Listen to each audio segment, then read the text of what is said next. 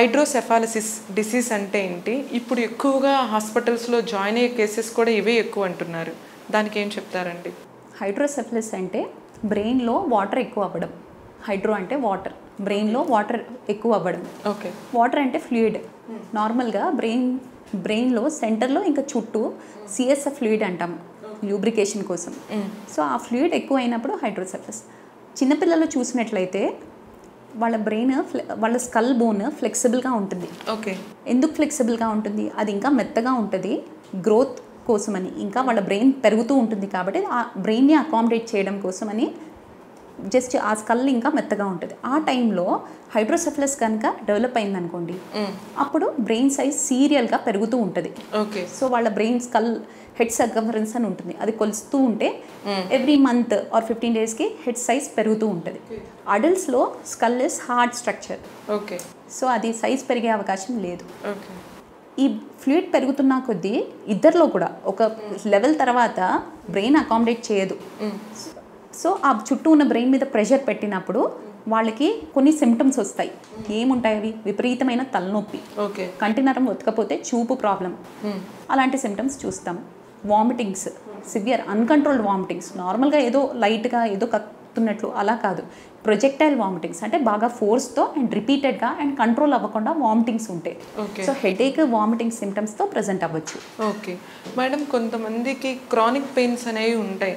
MRI తీసినా ఏది చూసినా కూడా పెయిన్స్ అయితే తగ్గవు, కానీ అన్నీ నెగిటివ్గా వస్తాయి. అలాంటప్పుడు మీరు ఎలాంటి ట్రీట్మెంట్ ప్రిఫర్ చేస్తారండి? ఫస్ట్ ఆఫ్ ఆల్ కాజ్ ఏంటి చెక్ చేయాలి. ఓకే. సో పెయిన్ ఎక్కడ, అసలు ఏంటి సిమ్టమ్, హిస్టరీ తీసుకోవాలి, కరెక్ట్ హిస్టరీ తీసుకోవాల్సి ఉంటుంది. ఓకే. ఇప్పుడు న్యూరోపతియా లేకపోతే ఇంకేమైనా కారణమా, వెన్నులో ప్రాబ్లమా, స్పైనల్ కార్డ్లో ప్రాబ్లమా, ఒక్కొక్కసారి బ్రెయిన్లో ప్రాబ్లమా, అలాంటి కారణాలు వెతికి కాస్ట్ని కరెక్ట్ చేయాల్సి ఉంటుంది. ఒక్కోసారి మీరు అన్నట్లు ఎన్ని రకాలుగా వెతికినా హిస్టరీ వైజ్ కానీ ఎగ్జామినేషన్లో కానీ లేకపోతే టెస్టులు చేసినా కానీ కారణం దొరకదు. ఓకే. అలాంటప్పుడు ఏమైనా ఫైబ్రోమయాలజియా అలాంటి కాసెస్ ఏమైనా ఉన్నాయా అంటే మీరు అన్న దాని ప్రకారం ఫైబ్రోమయాలజీకి అసలుకి మెడిసినే లేదంటారు, ట్రీట్మెంటే లేదంటారు, అది నిజమేనా? ఫైబ్రోమయాలజియా అన్నది మజిల్స్లో కొన్ని టెండర్ పాయింట్స్ ఉంటాయి. ఓకే. ఆ టెండర్ పాయింట్స్లో పెయిన్ వస్తుంది.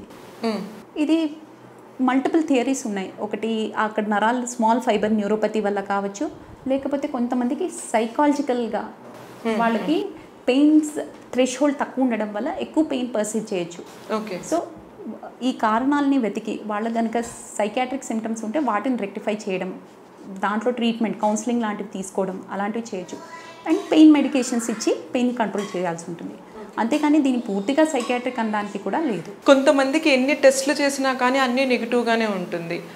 మీలాంటి డాక్టర్ దగ్గరికి వచ్చి, న్యూరాలజిస్ట్ దగ్గరికి వచ్చి కనుక్కొని ఒకవేళ ఏంటన్నా మెడిసిన్స్ వాడుతున్నా కానీ వాళ్ళకైతే పెయిన్ రిలీఫ్ అవ్వదు. అలాంటప్పుడు మీరు ఎలాంటిగా ట్రీట్ చేస్తారండి?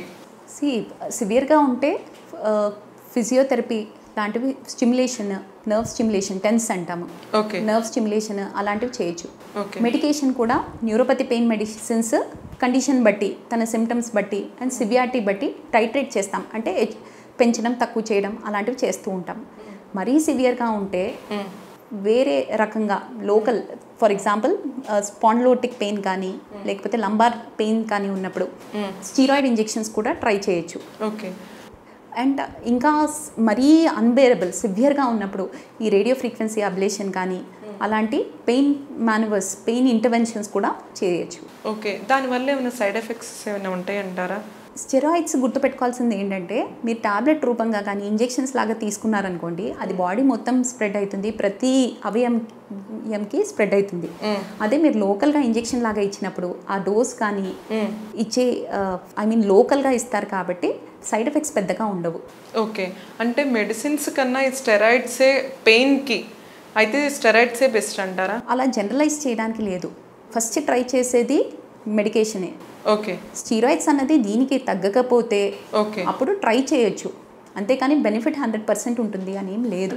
Like and subscribe eagle health and beauty.